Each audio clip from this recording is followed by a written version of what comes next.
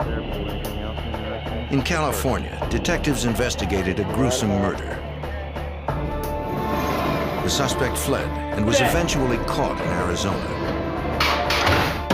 His confinement didn't last long. He escaped and disappeared into the Grand Canyon, robbing and kidnapping tourists as he went. To stop the elusive killer, FBI agents and local officers joined forces on a dangerous manhunt.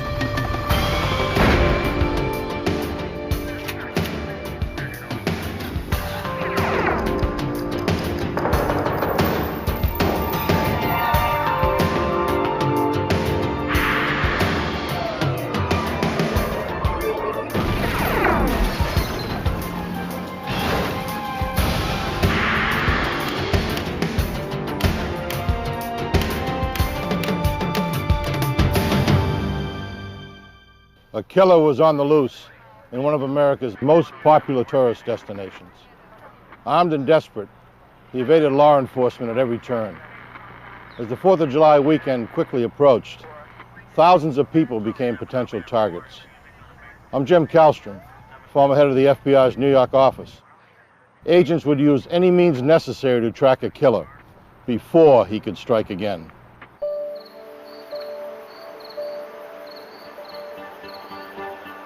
In the early morning hours of September 20th, 1990, a fisherman cast a line into the Burns Cut River near Stockton, California. He felt a tug and reeled in something heavy.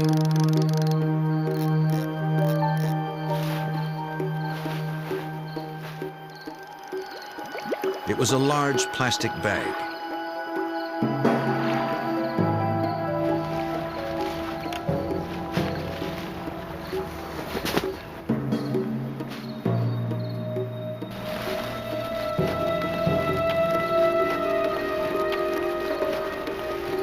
Inside, he found a human leg.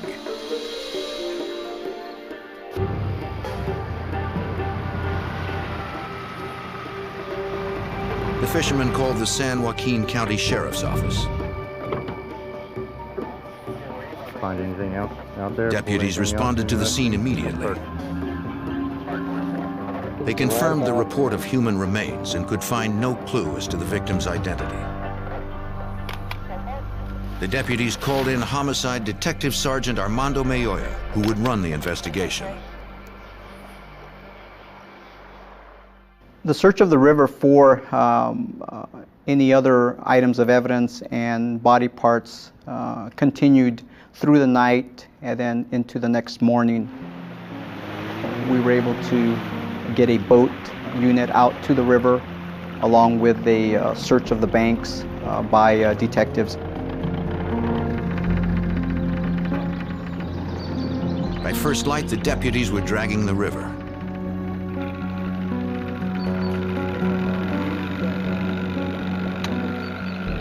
While they checked the deeper water, detectives walked the riverbank.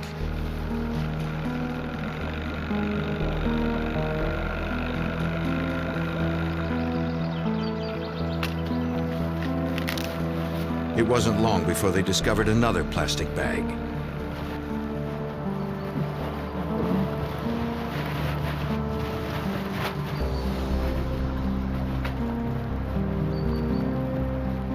Inside were 2 arms. The wrists were bound together with masking tape.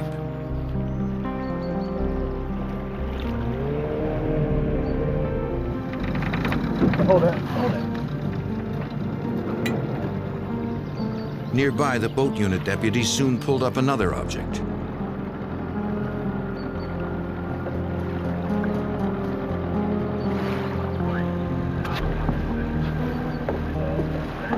It was a human torso wrapped in a sheet.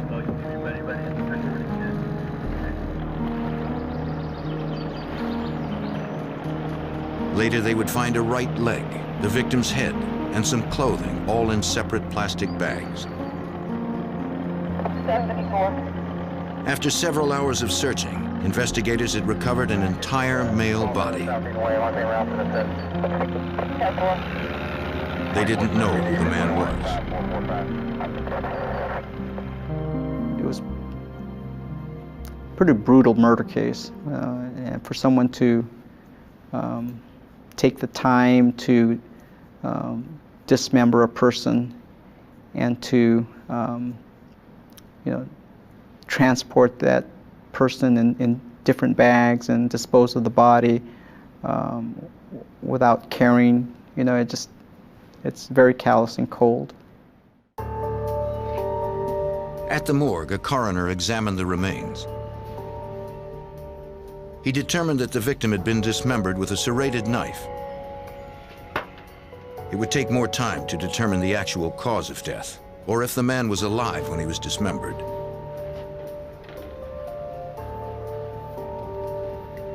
Detectives searched the clothing and found a wallet containing a California driver's license.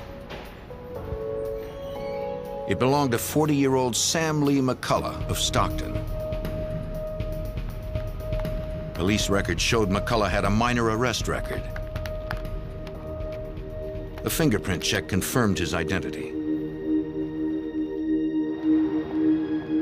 After informing McCullough's family of his death, detectives got permission to check his house for evidence. Once the victim was identified and we had a name and a location where he lived, we responded to the victim's address. He lived in the 5200 block of East Mariposa Road in South Stockton. They arranged to meet Sam McCullough's girlfriend at his home. Someone is missing? She had reported McCullough missing earlier that day. Since he hadn't called her in several days, she checked McCullough's house and saw that the place was in disarray. Many items were missing, including his white Jeep Cherokee. Also missing were 2 shotguns, a revolver, and a 9mm semi-automatic pistol. Thank you.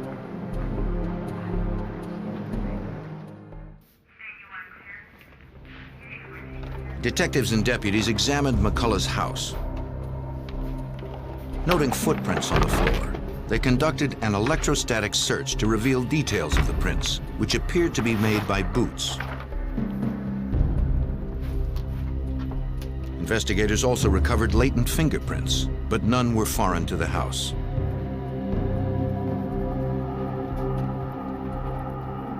If the murder occurred in the house, the killer had removed any obvious evidence. A homicide of this nature, you would expect to find blood just all over the place, stains. The person that was involved in this case took a lot of time to clean and hide his tracks in this case. In the bathroom, a deputy made an important discovery. We were just about ready to leave when we ran a flashlight through the tub area, and we saw a reflection come from the drain area. It looked like the sparkle from a sequin. The investigators knew it was collagen, a substance in bones that has a particularly reflective quality.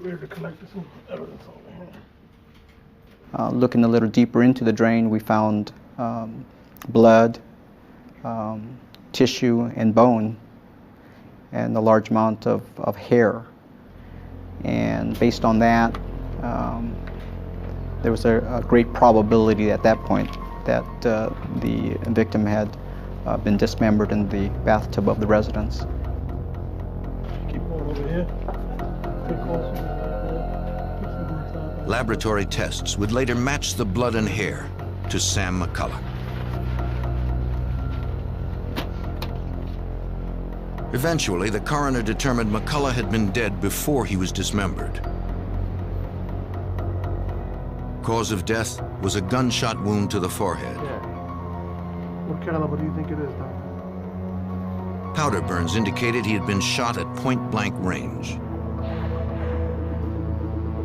The coroner removed the bullet fragments and sent them to the state ballistics lab. Examiners there studied the size, weight, and composition of the fragments, determining that the murder weapon was a .22 caliber rifle. Comparing the fragments to slugs test-fired from sample weapons can identify specific models. California Department of Justice examiners believe the weapon used was probably a Western Field brand rifle.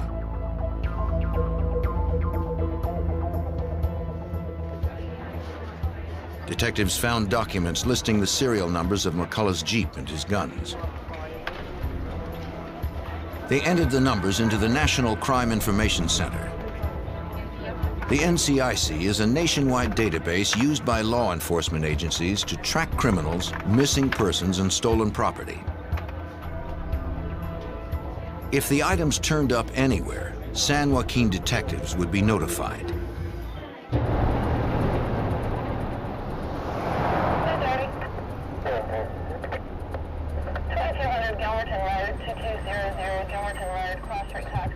Within days, a Stockton police officer discovered the victim's Jeep abandoned several miles from McCullough's house. Yet an examination yielded no additional clues.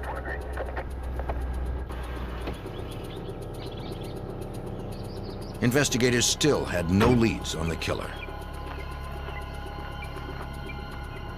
They canvassed McCullough's neighborhood, hoping to find a witness. No one reported seeing or hearing anything unusual. But one neighbor recalled that McCullough had been robbed 2 years earlier. Police records confirmed the story. In doing a name search, we uncovered a report listing the suspect as being a Stephen Horning. In that case, Stephen had apparently, according to the victim, robbed the victim at gunpoint. It was the first solid lead. Stephen Horning wasn't at his last known address, so detectives tracked down his older brother, who was a campus police officer at a nearby college. He told detectives that Stephen was one of 5 brothers and was especially close to one brother, Danny Ray Horning. Stephen and Danny spent a lot of time together.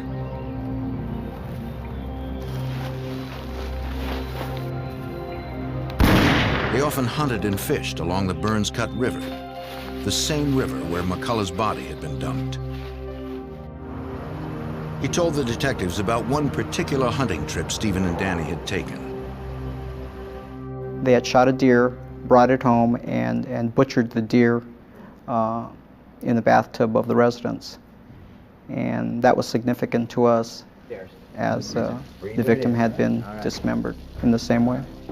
Okay. The eldest Horning brother added another detail familiar to detectives. After butchering the deer, Danny had placed the animal's limbs in black plastic garbage bags.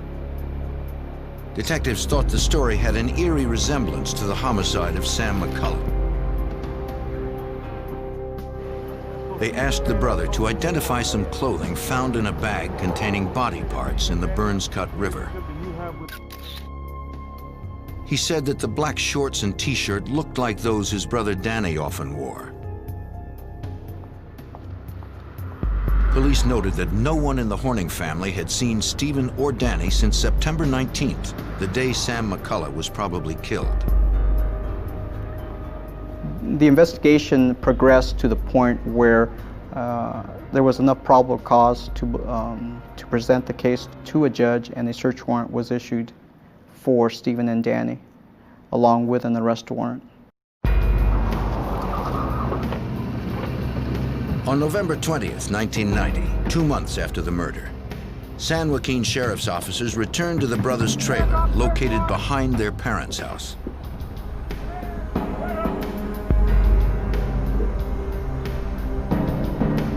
No one was inside, so detectives searched the surrounding area.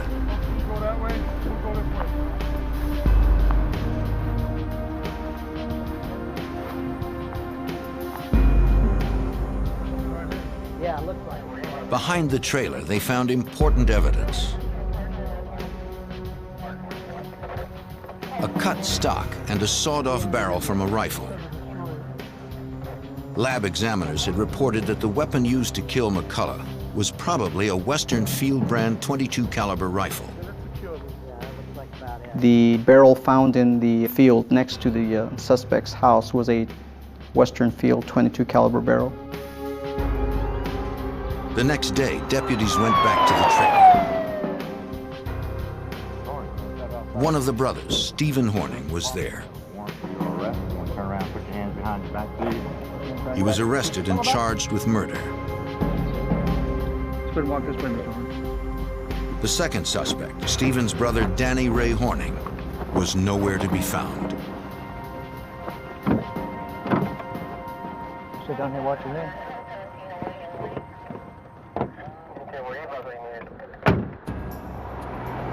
At the San Joaquin, California County Jail in December of 1990, detectives held one suspect in the murder and dismemberment of Sam McCullough.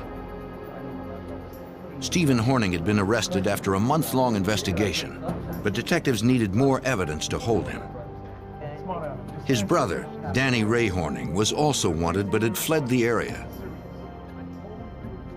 Stephen swore he had nothing to do with the murder and said he didn't know where Danny was. Since Stephen wouldn't help them locate Danny, the investigators turned to the Horning's father for answers. Mr. Horning offered valuable information regarding the possible murder weapon to Detective Sergeant Armando Mayoya. After speaking with the suspect Danny's father, I learned that that Danny had been seen with a sawed-off .22 rifle. Their father said Danny and Stephen had been behind the trailer when Danny shot a dog with the .22. Then Stephen fired at it with a crossbow. Mr. Horning believed his sons had buried the dog in the field behind the trailer. Investigators searched the Horning's yard. They noticed one area seemed to be covered with freshly dug earth and began to excavate. The dog was found, and a search of the dog by another detective found a bullet in the brain. The bullet was processed at the State Ballistics Lab. Examiners determined that the dog was killed with a Western Field .22 caliber rifle. The same model had been used to murder Sam McCullough. The technician compared the bullet from the dog to the one that had killed McCullough. The tests indicated it was likely that both bullets were fired from the same weapon. Detectives returned to the county jail and confronted Stephen Horning. They described the damaging ballistics evidence, explaining that the bullet from the dog was consistent with the bullet that killed Sam McCullough, and that his brother Danny had been seen with a Western Field .22. Realizing the case against them was strong, Stephen decided to cooperate. He claimed Danny had been in on the first robbery of McCullough 2 years earlier. Danny had vowed to kill McCullough for pressing charges. But then he went to prison for child molestation. When he got out a few months before McCullough's death, Danny had mentioned going back to rob McCullough again. Since no physical evidence implicated Stephen in Sam McCullough's death, investigators dropped the murder charge against him. They needed to find his brother, but Danny Ray Horning had disappeared. For 6 months, Detective Sergeant Armando Mayoya worked the case but found no new leads. Then, on March 22, 1991, he was contacted by authorities in Winslow, Arizona about Horning. Well, I received a phone call from Winslow Police Department, and they informed me that he had been arrested in a bank robbery. That day, Horning had walked into the Valley National Bank in Winslow, more than 800 miles east of Stockton, California. He trained his 9mm pistol on the bank manager while a teller filled a bag with $25,000. When she was in the other room, the teller had tripped a silent alarm.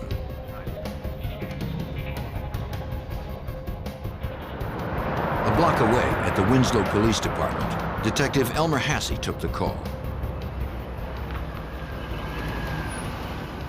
Under the concealment of the unmarked car, I had plenty of cover.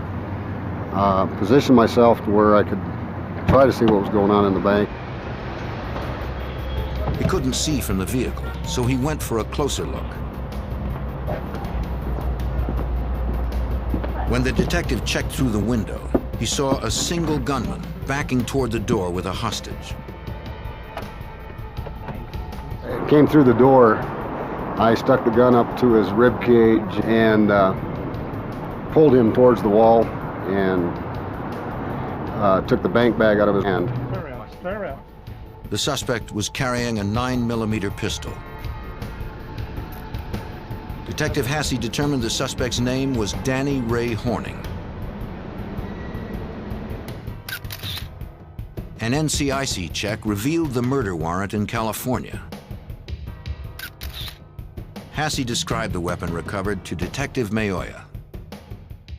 They informed me that they had in their possession a 9mm semi-automatic pistol. They gave me the serial number, and I confirmed that number as being the weapon that was taken from the victim McCullough's residence. In Arizona, Horning was convicted of armed robbery, kidnapping, and assault. At trial, he dared a judge to give him the stiffest sentence possible, vowing to escape within a year. The judge accepted the challenge and gave Horning 4 life sentences. California authorities decided not to extradite Horning, who would serve his time at the Arizona State Prison in Florence.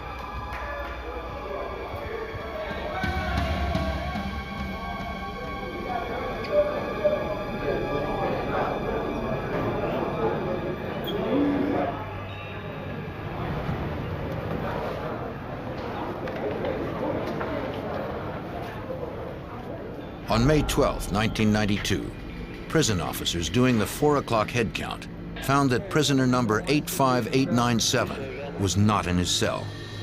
The prison was locked down and thoroughly searched. But Danny Ray Horning was nowhere to be found. The convicted felon and suspected killer was on the run. On May 12, 1992, outside the Arizona State Prison in Florence, a massive manhunt began for escapee Danny Ray Horning, who had been serving 4 life sentences. Horning was also a suspect in a gruesome dismemberment in California. Arizona Department of Corrections fugitive investigator Doug Schuster helped organize the search. We have a lot of expert trackers, dogs, vehicles, equipment. The plan was to track him and apprehend him. We were planning to sight him, pick up a trail, follow him with dogs, horses, men, and locate him. Law enforcement teams from local, state, and federal agencies responded outside the prison. But Horning had disappeared from the immediate area.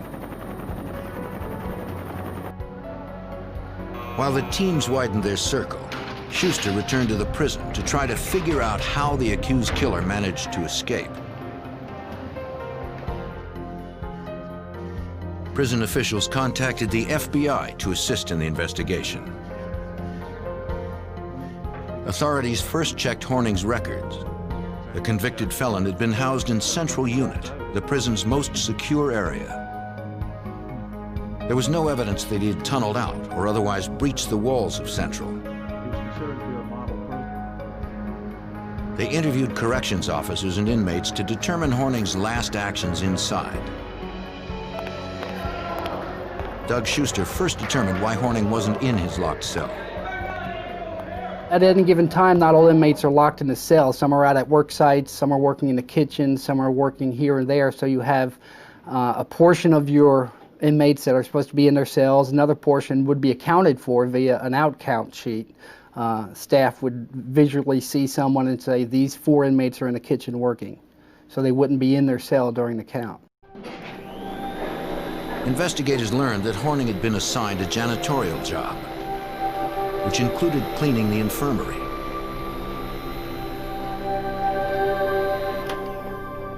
This gave him access to medical uniforms. Well, he was able to obtain the white lab coat from the medical unit located inside the prison here. He was able to get a pair of white pants from the workers in the kitchen. Investigators believed Horning exchanged his prison uniform for the lab coat, white pants, and a forged employee ID. They believed that he simply walked out of the prison and just a few miles into the town of Florence. Investigators looked over Horning's record to try and determine where he might go. One possible destination was California, where Horning had family and connections. The other was Winslow, Arizona, where Horning had vowed to get even with the cops and FBI agents who had sent him to prison.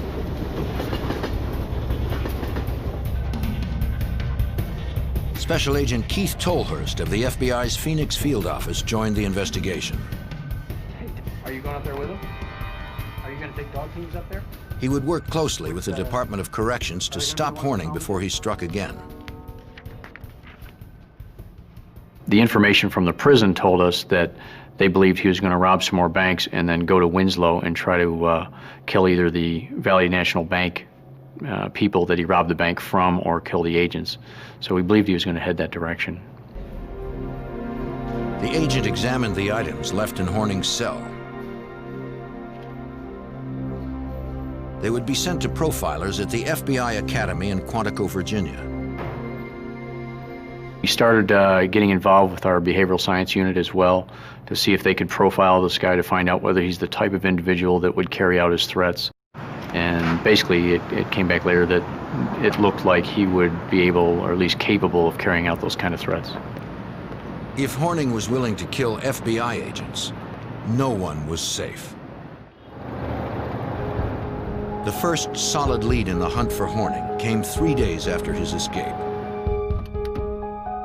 On May 15th, Pinal County Sheriff's deputies responded to a ranch house 15 miles west of the prison.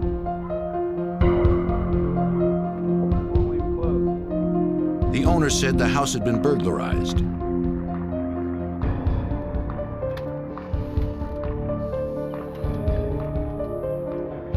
He said clothes, a pair of binoculars, and food were taken from his house. Also missing were several loaded guns. The FBI and local deputies believed it was Horning, stocking up for his bid to seek revenge. They were right. And they found a fingerprint of his at the house to confirm that it was him that had done that. So now we're a little more concerned even that he was headed in the direction that he had said because he was starting to try to carry out his plan. Good afternoon. We're holding this press conference. The fugitive was now armed. The FBI turned to the media to warn the public and to solicit their help. At a news conference, agents released Horning's photo and information about his escape. Anyone spotting Horning was asked to call the FBI immediately, though they were instructed not to approach the suspected killer. The media coverage generated many leads. One came into the FBI from campers, claiming that Horning was stealing food, maps, and camping gear near Lake Mormon, about 170 miles north of the prison. Even though Horning knew how to hunt and fish, the burglaries were essential to his survival in the woods. Local officers followed his trail. He'd break into cabins, he'd steal food, and then he'd move on. And what we ended up trying to do was a house-to-house search of all the cabins in the area. That was something that was going to be done by the local county sheriff offices, and they were searching as many houses as they could.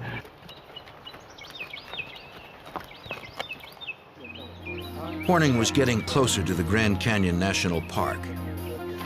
The summer tourist season was beginning, which meant thousands of people would be in danger. They had to find him before anyone got hurt. Based on Horning's trail north, fugitive response teams from the Arizona Department of Corrections and Sheriff's Departments focused their search in Coconino County.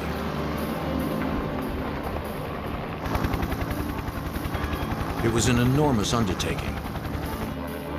Coconino County consists of over 18,000 acres of woods and difficult terrain.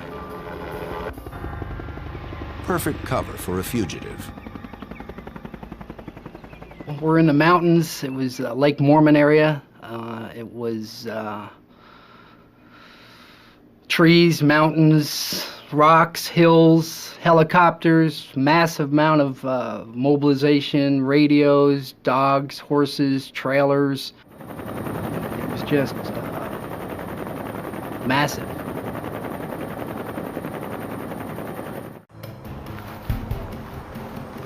On June 3rd, 1992, a National Forest Service officer was patrolling a campground in Coconino County. The officer spotted Horning walking out of a wooded area. It was too dangerous for a lone officer to follow the armed killer into the forest.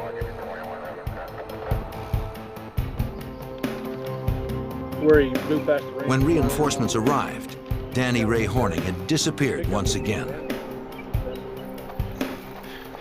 The deadly fugitive was still on the loose. In the summer of 1992, Danny Ray Horning escaped from prison in Florence, Arizona after serving only 9 months of 4 life sentences. The FBI believed the suspected killer was heading north towards Winslow, Arizona, to seek revenge on agents who had locked him away. On June 11th, agents responded to a report of a cabin burglary near the town of Pine, midway between the prison and Winslow. This time, Horning stole a truck and tried to establish himself as an outlaw celebrity, according to FBI Special Agent Keith Tolhurst. More guns were stolen from there, and then that's where he left a note that said, you know, thank you for the items, Danny Ray, and trying to make his folk hero name known, I guess. When the story hit the news, investigators worried the public might not realize how deadly Horning was. They knew he had likely dismembered a man in California. Now Horning had a vehicle, was armed, and was nearing the Grand Canyon National Park as tens of thousands of tourists were beginning their vacations.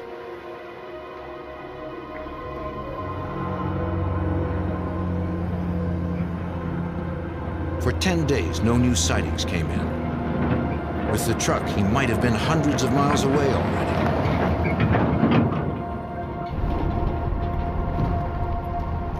Then, on June 21st, a Department of Public Safety officer spotted the stolen truck 50 miles north of Pine.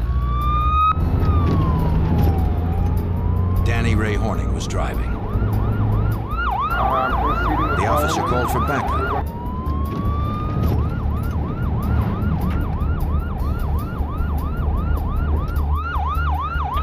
Before other officers could respond, Horning jumped from the truck, then fled on foot into the now familiar cover of the woods.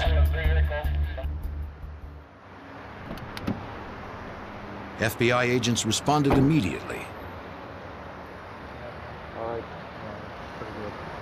In the truck, they found another note signed by Horning. It looks like you left in a hurry and left them. Pine, Arizona is again up in a wooded area.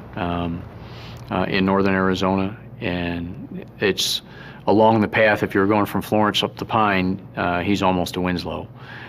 So he's getting a lot closer to the area that we were concerned about. And again, we knew he had weapons, we knew he had the vehicle, he got up into that area, and it made us believe even more that he was going to try to carry out his threats. Authorities in Winslow weren't the only ones in danger. The FBI established a field command post inside Grand Canyon National Park, where Horning was a threat to thousands of tourists. They tracked confirmed sightings, plotting out Horning's movements. Agents coordinated the response to each sighting and relayed information between the many law enforcement agencies involved.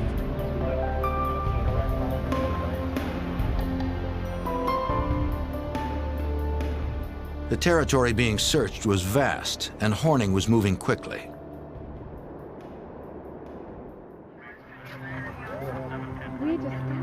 On June 23rd, 2 tourists reported to agents that Horning had carjacked them inside the national park.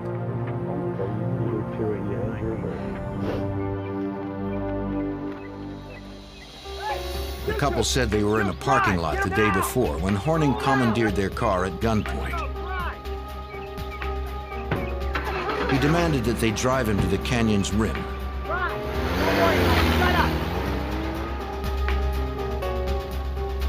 He checked into a hotel room there and forced his captives inside. Okay, you two. Quiet. His gun prevented them from calling for help. You understand me? The couple feared he might shoot them at any moment. I need you to release my brother. Horning recorded a message for authorities. And I need a guarantee. He demanded that the search for him be called off. For the next 3 days. He also ordered the release of one of his brothers from prison and $1 million ransom for the release of a family that he planned to kidnap in exchange for the childless couple. The next day, Horning forced the couple to drive him to a store where he purchased camping gear, new clothing, and food. But before he found a family with children to kidnap, a Forest Service officer recognized him and began following the car. Let's go, move it! Horning fired at the officer, causing him to slow down. He forced the driver to speed up. Move it! Shut up! Let's go!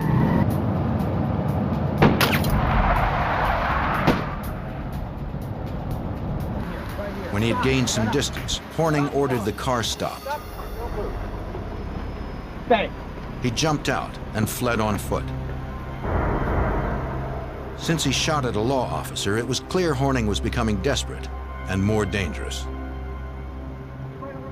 We had information that he'd vowed not to be taken alive. He was on this vendetta against the FBI and Valley National Bank, and that he had already been in a shooting with the Forest Service. So we were very cautious as far as going to the woods, which we couldn't just go running after him as fast as he may have been running, which is one of the ways he got some advance time on us.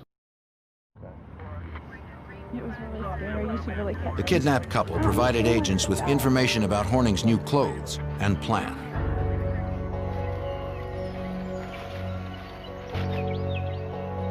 Once again, armed search parties scoured the area where Horning was last seen,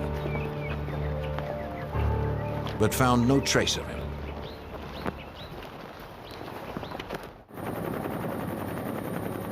Horning was back on foot and hiding out somewhere in the immense Grand Canyon National Park.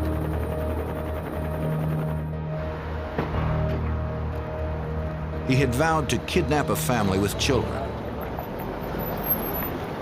Come on, guys. Let's go. To stop him, the FBI brought in their elite hostage rescue team, known as the HRT.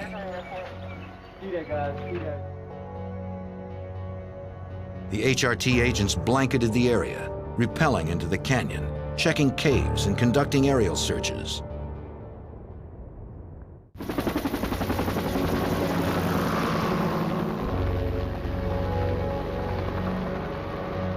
They had to find the suspected killer before he had the chance to kill again.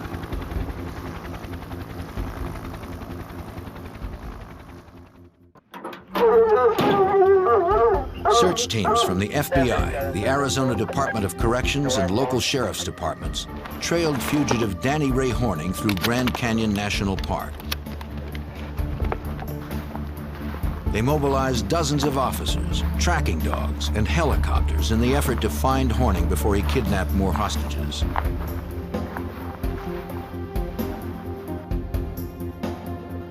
But the accused killer could have been anywhere in the immense park's 1.2 million acres. Because of the danger Horning presented to tourists, the FBI decided to close the Grand Canyon National Park for the July 4th weekend. It was a major undertaking. The holiday is the park's busiest weekend of the year.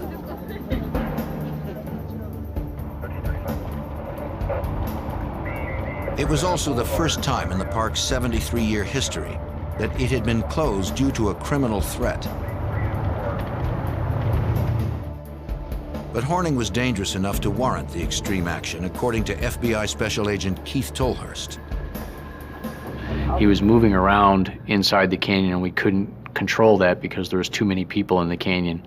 So we were going to try to start getting everybody through the roadblocks and try to find him. New visitors were turned away, and those already in the park were asked to leave. Police set up roadblocks at entry and exit points around the Grand Canyon. They searched vehicles and informed motorists of Horning. But they didn't stop him in time. On July 4th, 2 British tourists were preparing to leave the park when an armed man approached them. They knew it was Danny Ray Horning, though he no longer looked like the photos in news reports. He was much thinner, had blonde hair, and was clean-shaven. Since the park had been locked down, the women were Horning's only way out.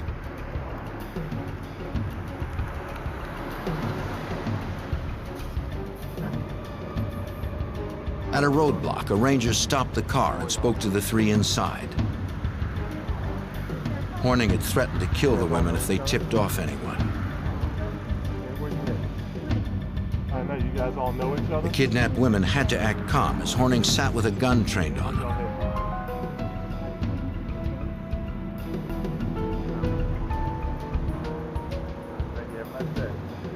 The officer didn't recognize the blonde-haired Horning and let them through.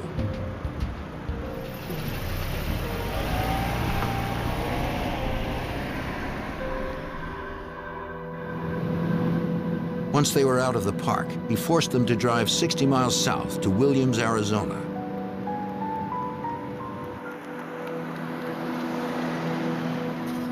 When they were far from the police in the Grand Canyon, Horning ordered them to stop the car.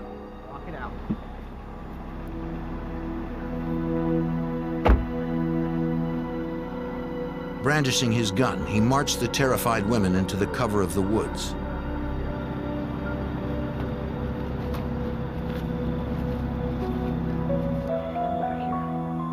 The women believed that Horning was taking them there to execute them.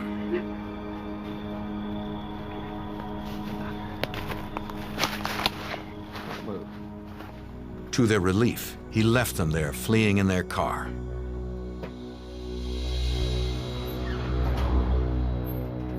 The women managed to free themselves and ran to a store.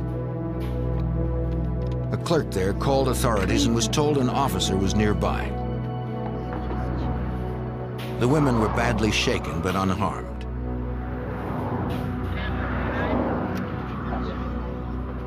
Ladies, are you okay? For me. They provided police with updated information about Horning, including his new look and his getaway vehicle. We had put a description of the car out that the women had stolen from them, and a DPS officer spotted that car going from the Grand Canyon towards Phoenix.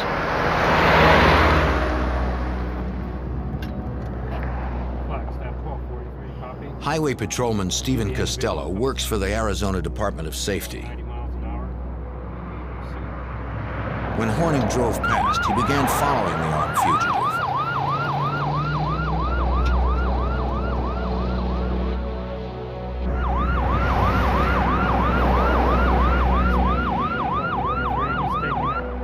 It wasn't long before it became more than a car chase. I hear a great big old bang, and I thought it was something wrong with the car. I looked at the gauges, all as well. At that particular time, I realized I'd been shot at, and I notified my dispatcher at that time that I'd been shot at, that I was all right, and I was going to follow him. The gunfire forced the patrolman to keep his distance. He's going to be taking the ramp at... But he knew he couldn't lose Horning. 17.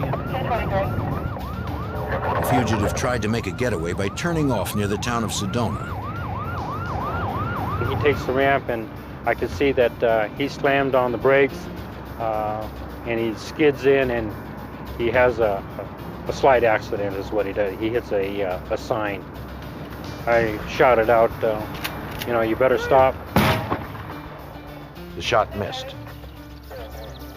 The officer had orders not to follow Horning into the woods.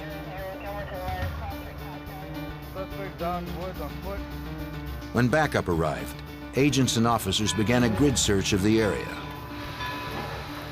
Again, Horning couldn't be found. After nightfall, a lead was called in to the command post. A resident said he saw Horning drinking from a garden hose in a neighborhood near Sedona.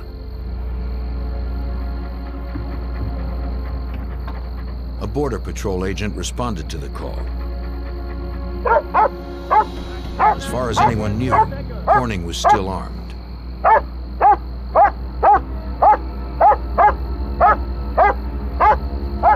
This time, there was no shootout. After being relentlessly pursued for 54 days and over hundreds of miles, an exhausted Horning simply gave up.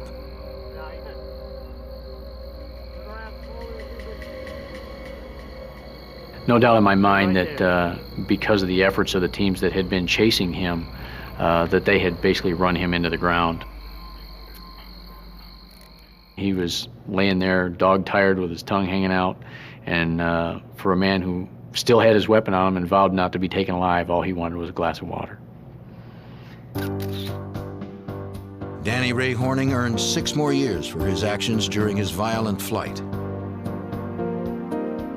Mr. Danny Horning? Authorities in California decided to extradite Horning and charge him with the murder of Sam McCullough. His trial began on May 12, 1994.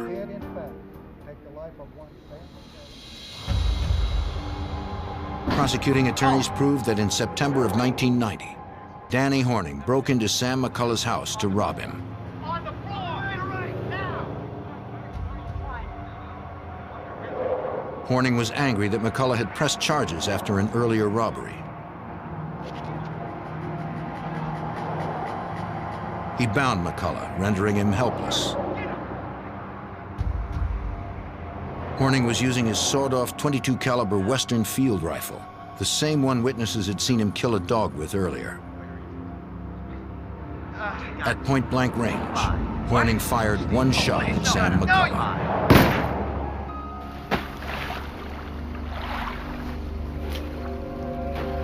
Minute blood spatter, as well as the human tissue found in the drain, indicated Horning had likely dismembered the victim in his tub. Then he dumped the body parts into the Burns Cut River. On July 15, 1994, about 4 years after the death of Sam McCullough, a California jury found Horning guilty of murder. He was sentenced to death. Danny Ray Horning was sent to San Quentin Prison. He remains locked down in the maximum security of death row.